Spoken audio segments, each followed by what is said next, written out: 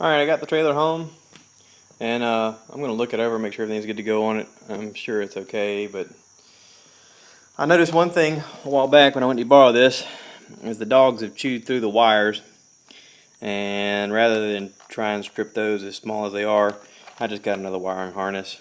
These are usually, $2.50 at the parts place, and so I'll change that out. I want to look over the tires, make sure they're good to go. These are the tires I'm having a hard time finding replacements for. They're actually 15-inch rims, but they're on a really tiny tire. And this right here says 185/65 R15. I can't find any of these. I found the rubber part, but I can't find any extra rims. It's a 5-bolt pattern, and when I go to get replacements, the only trailer replacements that I find are 205s, which if you sit it up here next to this fender, they stand as tall as the fender on the ground. That ain't gonna work at all. So if anybody out there in YouTube land knows where I can find a replacement tire and rim set like this, please let me know. I've been trying to get an extra one for a while. I told my stepdad I would look for one since we borrow it so often. I would like to have a replacement just in case something happens. The boards here look to be in pretty good shape. I got one board that's starting to rot here in the middle, but I don't think that's going to affect us much. It'd be nice if I owned a tiny little motorcycle to fit in the back of this truck, but you hear the suspension lowering itself? Isn't that freaky? That is so freaky. Anyway, I own this giant motorcycle here, and it won't fit in the back of this truck. So the trailer comes in to help.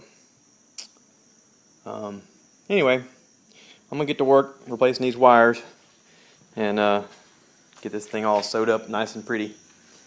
So we'll be good to go. Alright, so I messed around with this a little last night, and it got too dark and I was too tired and I didn't care anymore. I just quit doing it. I've seen people use these little crimp down doohickeys, and they're supposed to work better than just twisting the wires up and rolling them up in electrical tape like I've done many other times, as you can tell. But I don't know. We'll see. I may actually do that to this.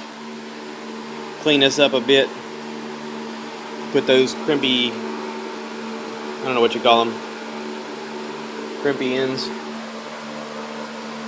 on these, and that way this is somewhat usable in the future.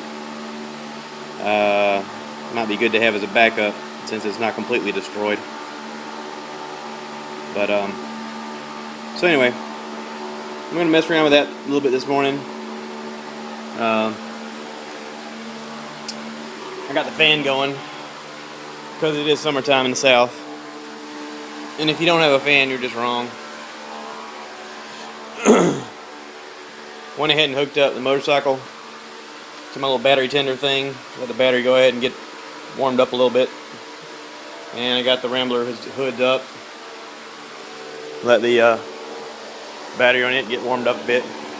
I'm gonna have to pull these out of the way today. I'd like to take this for a ride. I promised my son I'd take him to the movies, so I think we're gonna go see a movie today. But anyway, just wanted to say howdy to everybody out there in YouTube land and kind of keep you up to date as what's going on. I'm gonna mess around with this for a little while, and we'll see if I can get this thing done. Alright, I've never actually used these crimping things before, so it takes a little time to learn what I'm doing.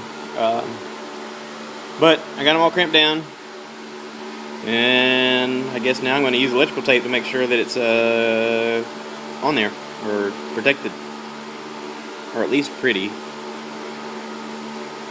Anyway, yeah, let's do that. Alright, so I chopped them off at the same length, trimmed them, and put on these little connectors. So, clean this up with some WD-40, and this may be usable again